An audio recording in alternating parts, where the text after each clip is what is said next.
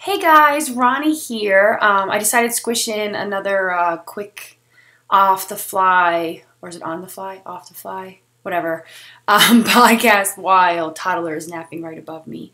So again, I'll see how far I get. I feel really disheveled anymore. I'm like just grasping at whatever I can do whenever I can do it, and doing the best I can. That's all I can do, right? So let's think.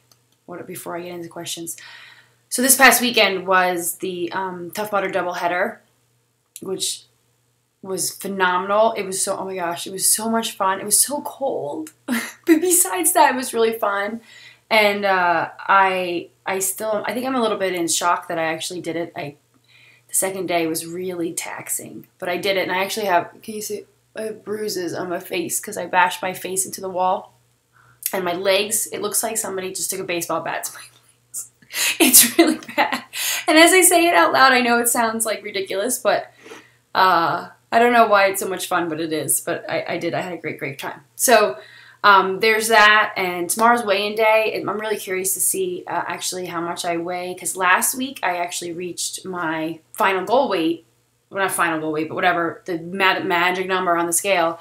That kind of was in the back of my mind as wanting to be at. It was the weight that I was before I, had Evan. So I didn't track this weekend, and I ate whatever I pleased because I could. I was running the Mudder, and I didn't care.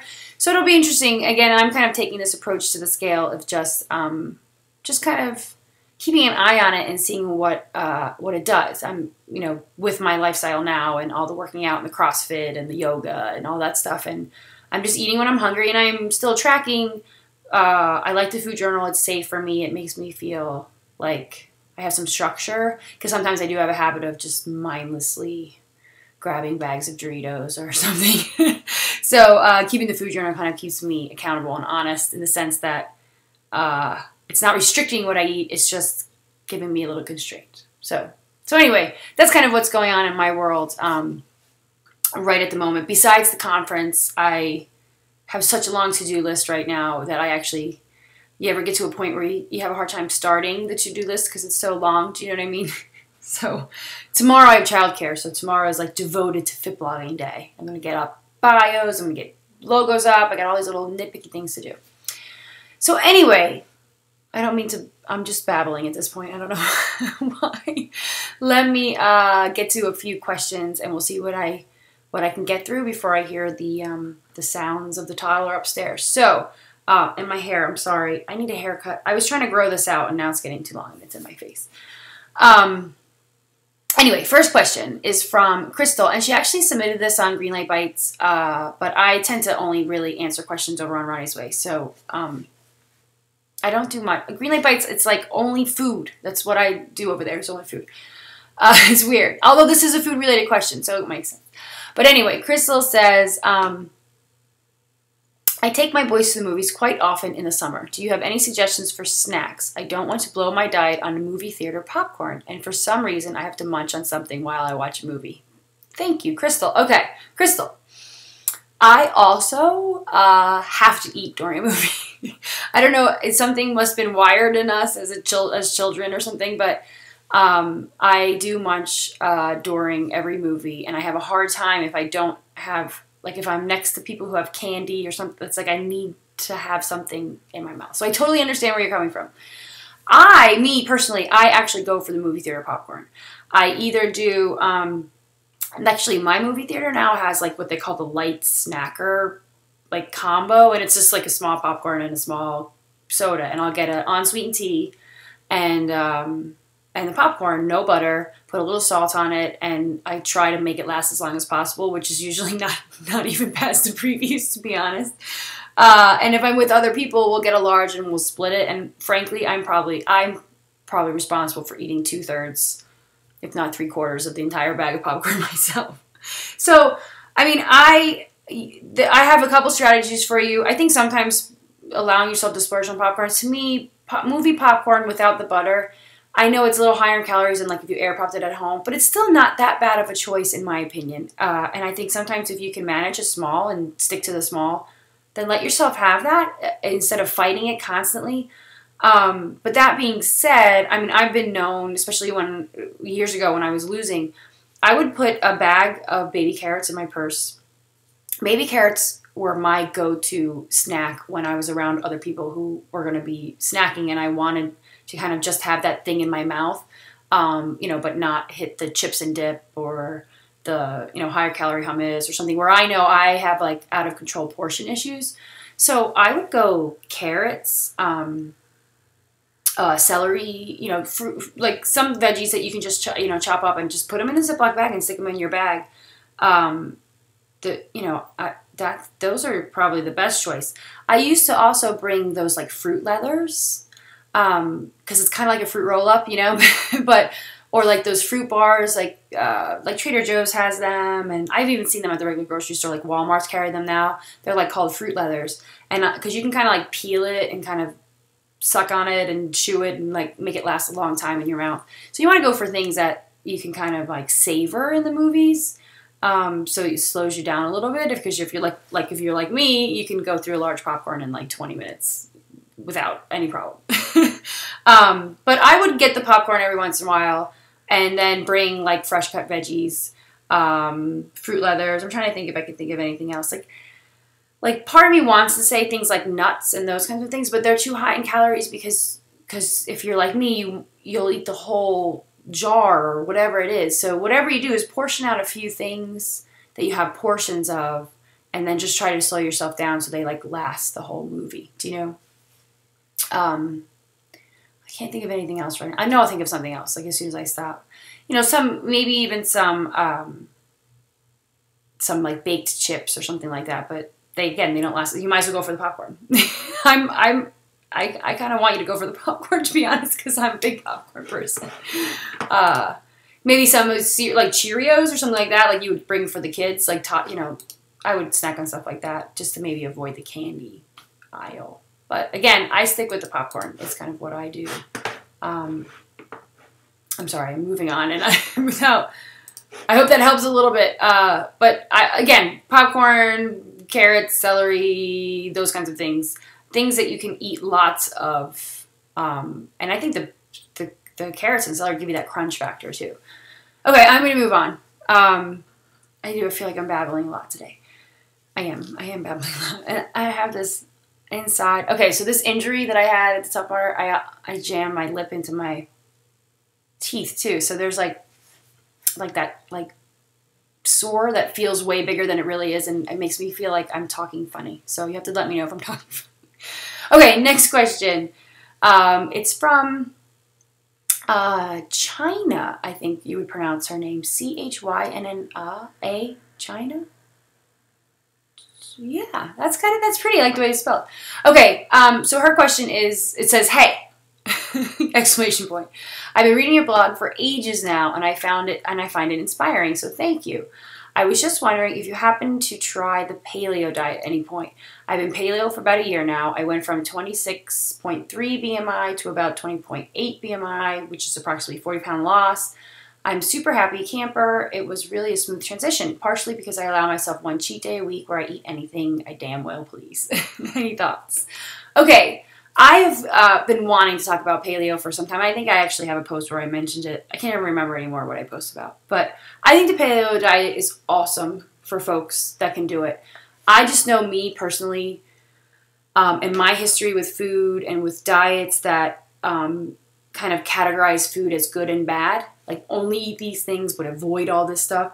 It just doesn't work for me. It's just, I find it too constrictive. I find it unrealistic. The fact that I'm, I can't make my whole family go paleo. I don't want to really. I don't see what's wrong with beans and oatmeal. I really like beans and oatmeal. And I know they're not paleo, friendly or on the paleo good list. And honey, like I use honey all the time. And so, I mean, I think more power to anybody who can do paleo. I think it's awesome. I know that you get great results. I mean, you're eating mostly lean meats and fruits and vegetables. I totally get it. I think it's a great approach to diet. But I just think for me personally, it's just not a good fit for my lifestyle or my situation or my personality. It's just it's just not for me. I just do better where I don't make things off limits, and it's just like a better mental state for me. So even though I probably eat, I mean, I try to eat mostly unprocessed. And I fail miserably at that, even. But that's my goal. I strive for it. And I think that, for me, is a good fit. So, you know, like today, I'll use today's example. So far, my diet today consisted of, for breakfast, I had 2 eggs with cubed ham and some bell peppers mixed in. That's my breakfast 75, 80% of the time. So again, it's mostly unprocessed. You can argue the ham. Some people don't like ham. It's too high in salt or whatever. I love ham. I'm not giving it up. I'm sorry. It's good. It's a lean protein. I like it. And I love the way it goes with eggs and bacon. Sometimes I swap out my ham for bacon. And yes, real bacon. I love bacon. I'm not going to lie. So, but I only ever, if I'm going to make it, I'll use bacon bits if I want, like the real bacon bits, just for ease of use. And it lets you control kind of that portion, give you the bacon flavor without having to fry out some bacon. But we probably go through about a pound of bacon every 2 to 3 weeks in my house. You know, I make it maybe once or 2 times a week. The kids like it. I like it. My husband likes it. So, you know, I'll eat 1 to 2 slices. It's only 80 calories. You know, it's high in fat, but I don't know. I just don't want to give up real bacon. So, okay, so that's what I ate for breakfast. I was going to go like, what? And then I had a play date at the park, and I took the toddler to the park, and we split one of those oat and honey bars. So again, it's processed. It's a granola bar, but it's convenient. It's something, you know, but it could be worse. I could be eating fruit chews or something like that, but it's a granola bar. And then I came home, I had lunch. What did I have for lunch? Oh, I made a salad, and it's on Greenlight Bites. It's like a cabbage salad with cheese and dried cranberries and walnuts. So, I mean, so far my processed food consumption for the day has been a granola bar. I just don't think that that's that big of a deal. So I might strive for things like eating more paleo or eating less processed and those like that. But again, my approach has always been everything in moderation, which I know some people don't like that phrase anymore, but it still works for me. I try to find balance, and I try to eat everything in moderation. And approaching my diet in that way has helped me become really successful, because I'm not saying I'll never eat a slice of pizza ever again. I just had real pizza the other day. You know what I mean? Like something from a pizza shop, and I didn't gain back all my weight. I didn't, you know, it didn't throw me into some kind of, you know, binge frenzy, because it was unplanned. I was like, oh, I'm going to have this pizza now. It was a conscious decision. My struggle has always been with food, the unconscious things, the things that I do where, you know, I would just eat and eat and eat, or just eat. I can't, it's kind of hard to explain. I don't know. I'm probably going to muck it up, so I'll probably stop, because that's not where you're asking your question about. Anyway, it's all about paleo. So that's my take on paleo. I think it's great. And for those who want to do it, more power to you. I think it's fabulous. But it's not for me. I don't want I see all on the paleo sites, like everybody uses coconut flour. I don't even know where they find coconut flour. I've even heard of coconut flour. I don't even think it's really coconut flour. It's like some byproduct. So I find that just like with everything, kind of even with like the gluten-free craze, it's like people adopt these diets to a fault, to where they now are compromising what the true mindset of the diet is and modifying it. I don't know if I'm going to explain this right. So like gluten-free, I think it's great. If you're going to go gluten-free, fine. I understand people have intolerance and all that stuff. But then you see all these gluten-free products out there, which I think are like, it's like now you're eating gluten-free cereal instead of regular cereal. Why don't you give up the cereal and have an egg? Eggs are gluten-free. Or, you know what I mean? Again, I don't want to simplify it, because I know some people have, but it's the same thing. You know, I'll see all these like paleo dessert blogs. And they're using like dates, which I get. I love dates. I'm a recent date person. And they're using coconut flour and all this other stuff to like mimic desserts. Just have the brownie. Just eat it. You know, and I skirt the line, because I do enjoy coming up with like alternatives for things that I like to eat and that I like to kind of,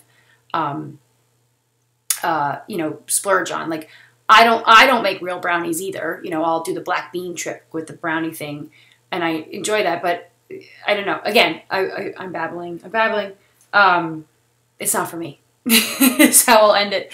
If you do it and you love it and it's great and it's giving you results, I think that's fabulous. But I don't foresee, I'll never say never because, you know, whatever, but I don't foresee me ever being 100% paleo ever. Oh, I just heard one little thing. I just don't see it happening. It's just not for me. Okay. I think he's playing in his crib. Okay, let's see what else I have here. Katie. Okay, Katie's question's a little longer. Katie says, hi, Ronnie. I'm new to your site, and I've recently begun reading through your archives. I remember seeing one post mentioning that you were, quote, afraid to eat, and that's what leads to my question. I'm still in weight loss mode, but when I reach my goal, I've decided to switch to counting my maintenance calories by the week instead of the day. This way, I can splurge on the weekend when people want to go out to eat and cut back through the week when it's easy for me to eat on plan anyway. Just thinking about that terrifies me, though. Okay, so first, wait, I'm going to pause in her question because, Katie, that's pretty much exactly what I did. Like in my initial maintenance after I lost the weight, was that it was really easy for me Monday through Friday to kind of stay on plan and count and be really specific with my points or whatever I'm counting, you know, at that time. And then weekends, I would give myself a little bit more freedom. You know, we would grab fast food or something like that, and I wouldn't worry about it as so much. And then during the week, again, I would be a little bit stricter. And so I just want to kind of interject that's kind of what I do now, really. I just don't count as specifically as I used to. Okay, so let me go on. So so she says, just thinking about this terrifies me. Prior to this go at weight loss, my second attempt after losing 60 pounds and gaining 15 back, I slipped with one fast food meal and suddenly it was all I wanted to eat. I'm afraid that even with cutting out fast food completely, I'll eat my favorite food while in maintenance on a big calorie day and fall down the rabbit hole of chocolate, cheese, and pizza. Well, those are the big three, aren't they? In short, I'm afraid that if I even take a bite of the food that got me in this position, I'll begin to binge like in the old days and end up right back here again. Have you had success splurging on occasion without completely throwing in the towel? What tips do you have for someone like me? Thanks a bunch. I love your site. All right, Katie, so I said I have, and I do have success, and I do eat. Like I said, pizza was my downfall. My word, I could literally eat a large pizza all by myself. I'm not exaggerating. It was very easy for me to do, and I remember when there was times where I would be alone, and I would order pizza, specifically stuffed crust pizza, from a place that shall remain nameless. And I would just eat and eat and eat it. And it was, I just don't know what it is with pizza. It's like they put crack in there or something. I'm not sure what it is, why I'm so addicted to it.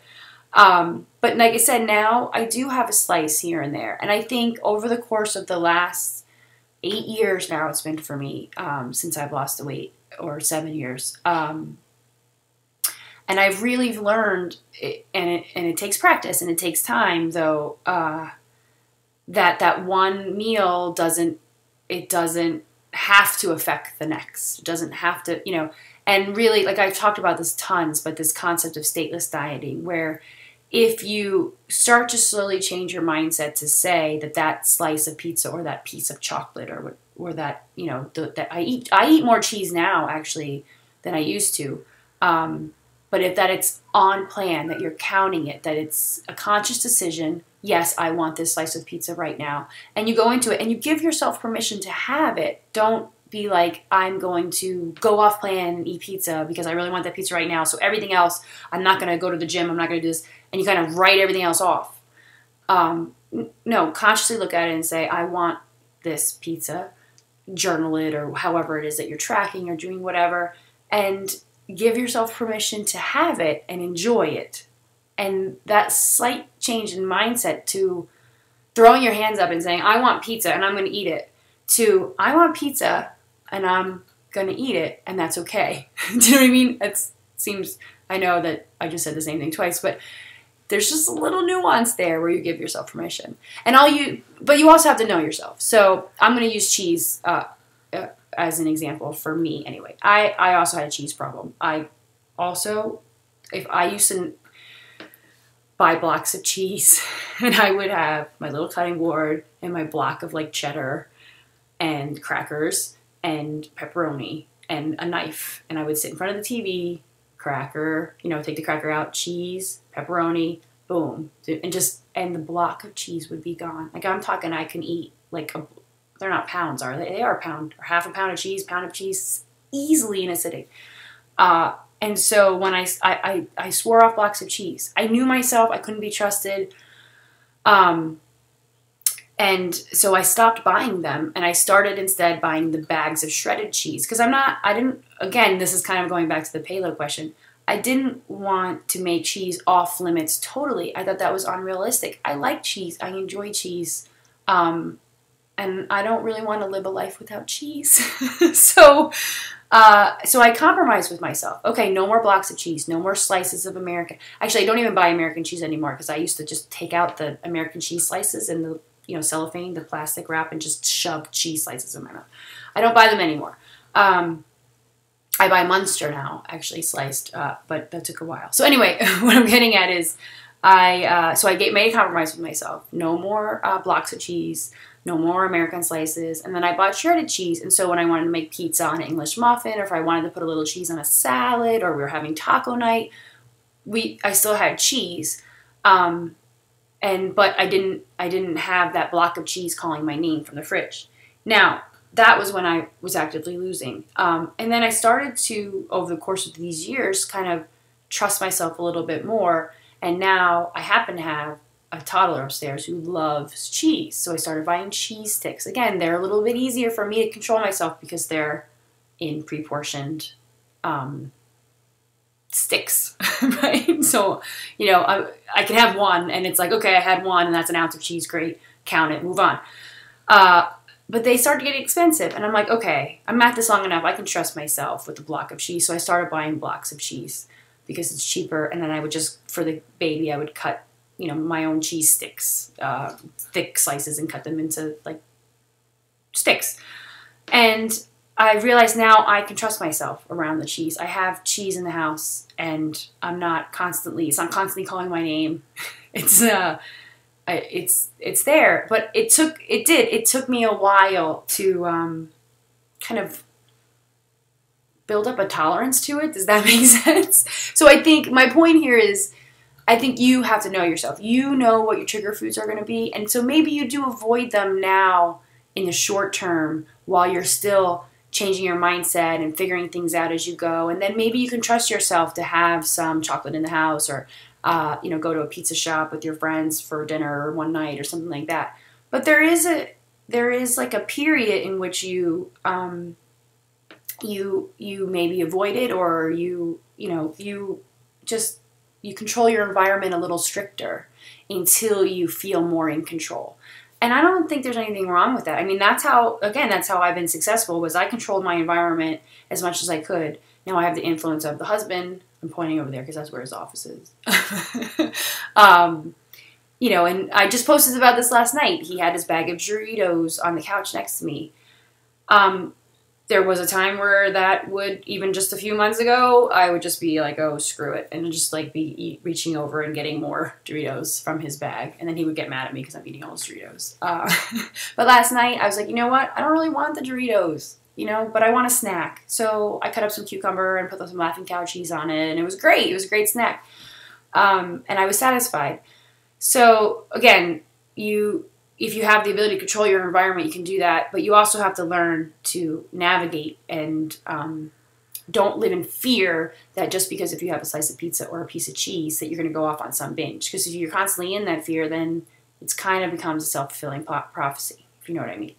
So I don't know if that big babble helped you at all. Just know, I think in maintenance, it is possible. And I think it takes some work and it takes some practice. And you're going to slip up. Geez, I have slipped up tons of times, but I still have overall been able to maintain the weight over this course of the 7 years because I don't let it domino. I don't throw my hands up in the air anymore and just say I'm done with this.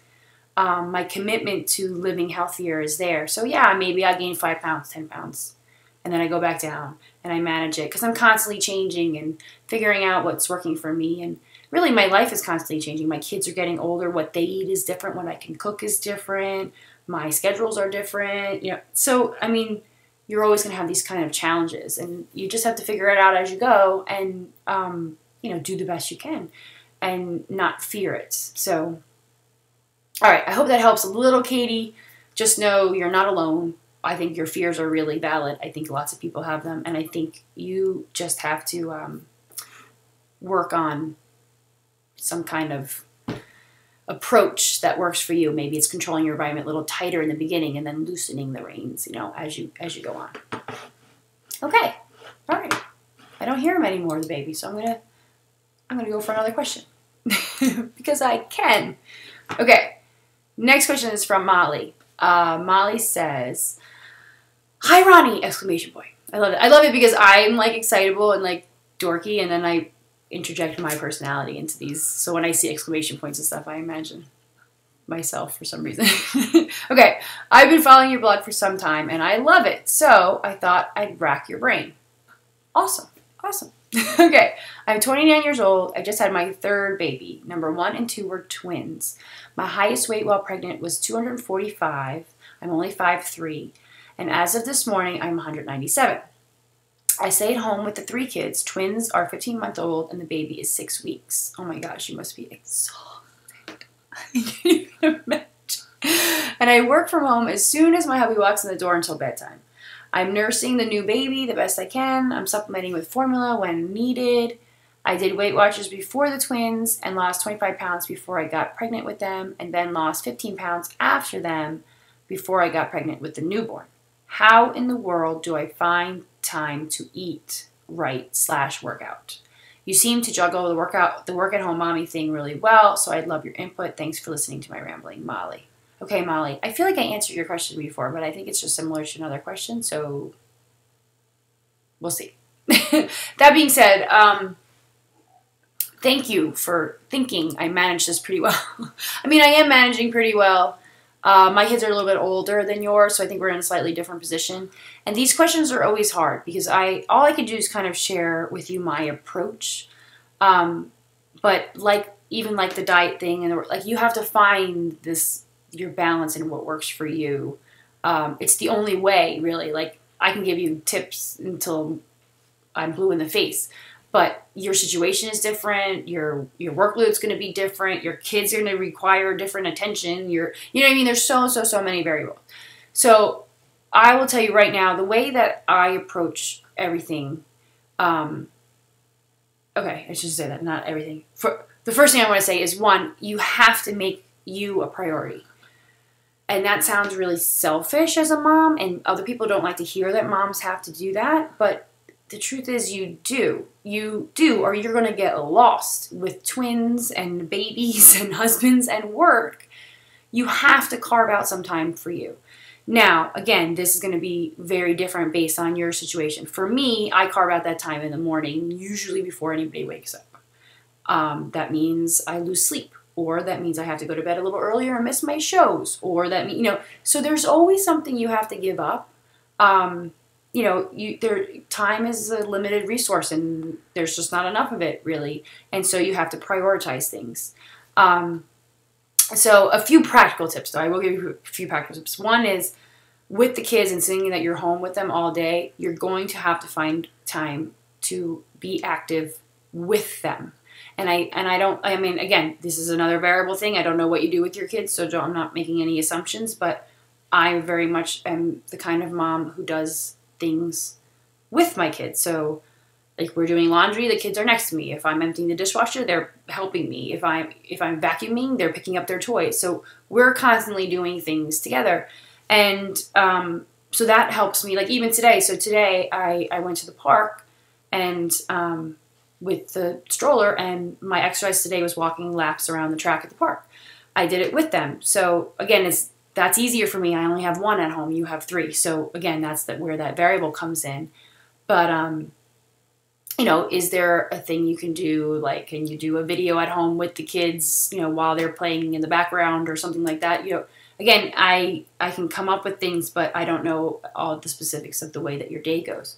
But I would say try to find things that you can do with the kids alongside, or at least, you know, like with them or alongside them. You know what I mean? As for the eating right part, so that's the workout part, the exercise part. Like, and maybe it's not in the cards right now for you to go to the gym. It might not be possible. And that's okay. I mean, unless you want to. Like, again, I don't know what it is that you want to do, but maybe it is just walks with the family. Maybe it is getting up a half hour early and just doing a 1 or 2 mile quick run. Maybe it's a workout video while the kids are napping. Maybe, you know, so you have to kind of find, but you have to make it a priority. And it has to be on that list of things that you want to do today. I mean, I made it a priority 7 years ago that I would do something every day. Something. That it may be just a 10-minute walk. Today, that's what it was. Tomorrow, it's going to go to CrossFit. You know, Friday, it's going to be yoga. So on the days I can, I do things like that. On the days I can't, I take a walk. But it's something, and I think by committing to that something, even if it's only a 10-minute walk, it starts to do something to you, like in a good way, as in, like it just, again, it reminds you that you are a priority and that you are worth 10 minutes. You're worth 10 minutes. All right, so there's that. Now, the eating right thing, you say, how in the world do you find time to eat right? You have to find time to eat. I'm assuming you're doing that. It doesn't take that much more effort to find time to eat right. And again, I don't want to, I'm not trying to insult you or anything like that, but I find that we all do this. We all do this. Like, I don't have time to eat healthy. I just don't understand why it takes more time to eat healthy than unhealthy. You can even argue, I would even argue, okay, let's say you have no time to cook at all and you're going to McDonald's every night for dinner. Why are you not getting a salad? It's possible. You just have to make that choice. Do you know what I mean? So even with dinner, I can totally understand. I don't have time to cut vegetables. Okay, buy bags of frozen. Right? I don't have time to, I'm trying to think of something else that people, like, cook. Like, and I can't see, it's almost hard for me to even, like this morning, I'm just always using examples from today, I'm sorry. But like this morning, we barely had time for breakfast this morning. I think we got up at, it's my own fault because I don't set an alarm, and I'm probably teaching my kids really bad habits. But the 7-year-old got up at 7:45. His bus comes at 8. We have to leave the house at 8:12. That's how my morning goes. That gave 22 minutes. We had 22 minutes. Baby was up. So he was getting dressed. I went downstairs, and in that 22 minutes, I made waffles from scratch. The recipe I have on Greenlight Bites with the almonds and the oatmeal. The one I just did the video of. I'll link to it. I did a video of me and Evan making these waffles. Now, I'm not patting myself on the back and saying I'm kind of some kind of super mom. I'm just saying it's possible because I decided to do it. So I came up with, I said, Ryan, you get dressed. While you're getting dressed, make sure your shoes are on, your book bag is ready, and do all that. While you're doing that, I'm making the waffles. So then all he had to do was then sit down and eat, brush his teeth, and he was out the door. And we were able to kind of do it in 20 minutes. It was frantic, don't get me wrong. But we did it, and the 2-year-old was standing next to me on his little stool, and he was eating raw oatmeal because that's what he does. I don't understand why. And we made the waffles. So now, if I was smart, I would have made a huge batch of waffles on the weekend and then had them in the freezer, and I kind of just put them in the toaster, but I didn't do that because I was away this weekend, so I made them anyway.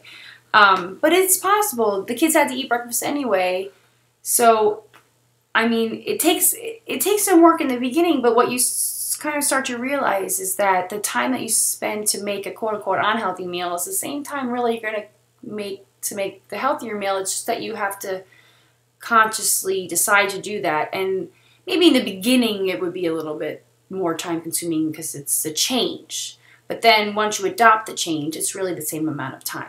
So I think, again, you just need to decide to do it. I don't want to oversimplify it.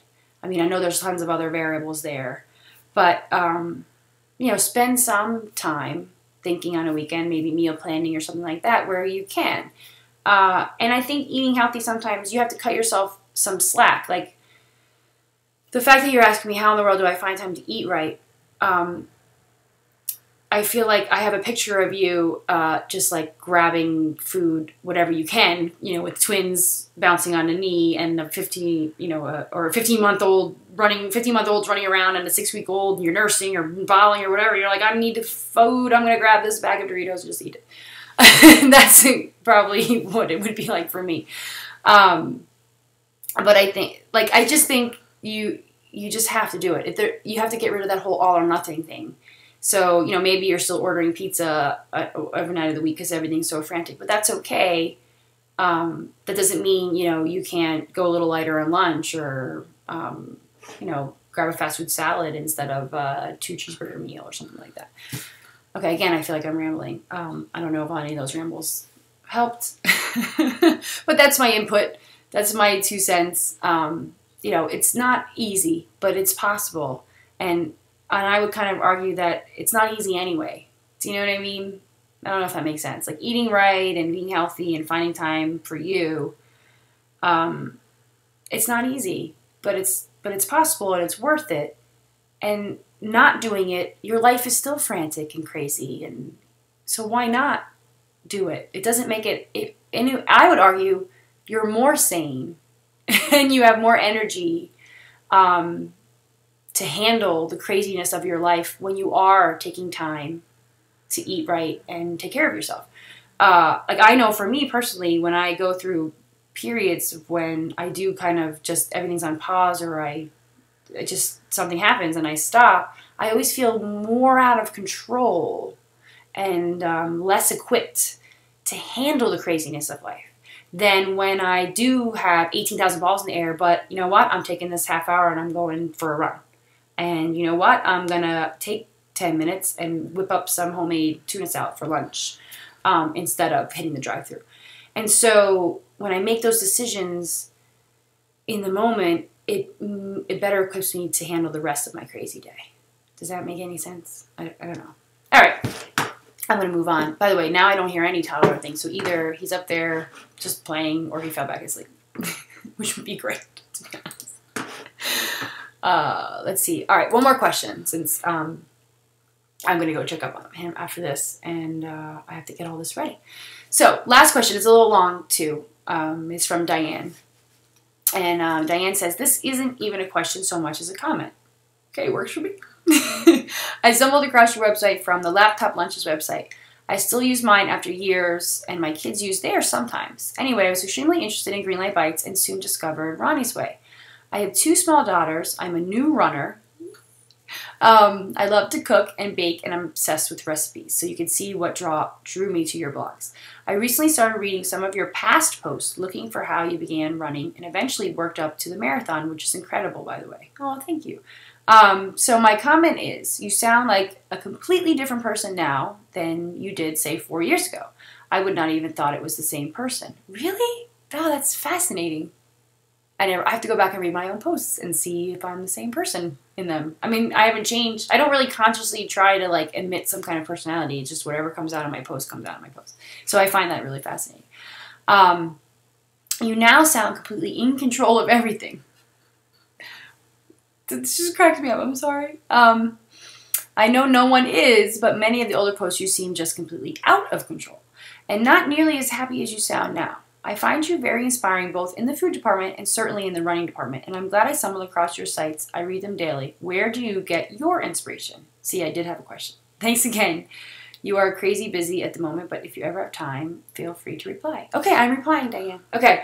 I find your comment really fascinating as someone who has been doing this for so long, because I never really thought of the fact that I sound different. I think it's just me maturing. So let me address a few things in your comment. One, the fact that I sound happier now. I am happier now. So I'm glad you noticed. And I think it's more because okay. I don't know how to say this. Like, getting old kind of sucks. You know, you're getting old. Like, I'm getting wrinkles and, you know, I'm just getting old. You're getting older. And I'm very conscious of my age anymore. Like, so I'll be 37 this year. But the part I love about getting old is I'm so much more confident. Oh my God, I'm going to get teary about this. I haven't cried in a video forever, so I'm going to try not to.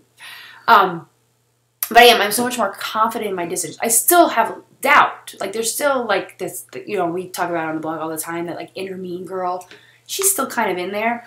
But as I get older, and I think it's a combination of me getting older and me pushing myself out of my comfort zone so much now for the last 7 years on through the blogs, that I am really, really in a good place.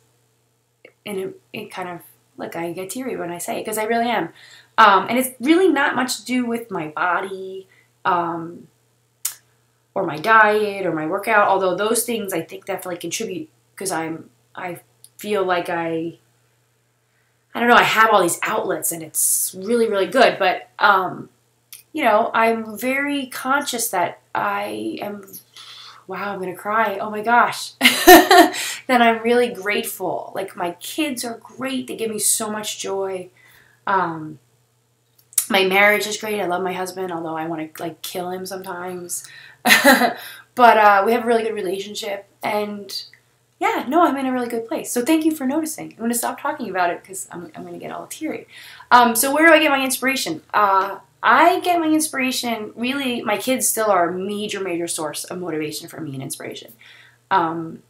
Especially as Ryan gets older.